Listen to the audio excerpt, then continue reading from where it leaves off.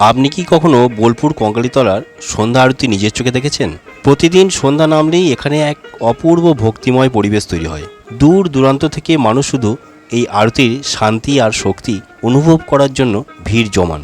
এই সন্ধ্যা আরতি সাধারণত শুরু হয় ঠিক সন্ধ্যা 6:30 দিকে। তবে শীতকালে সময়টা কিন্তু একটু আলাদা হয়। সেটা কখন হয় না, আরও আগে হয়ে যায়। সেদিন আমি এই পবিত্র আরতি দেখতে গিয়েছিলাম, আর আরতির শেষে ঠিক আমি যখন কঙ্কালীতলার মন্দির দিয়ে যাচ্ছিলাম, হঠাৎই এক ছোট্ট বাচ্চা মেয়ের মিষ্টি কণ্ঠে গান ভেসে এলো। তার কণ্ঠে এমন এক সরলতা আর ভক্তি ছিল যা সত্যিই মন ছুঁয়ে গেল। সেই অসাধারণ মুহূর্তটা আপনাদের সাথে শেয়ার করতেই এই ভিডিওটাই বানালাম।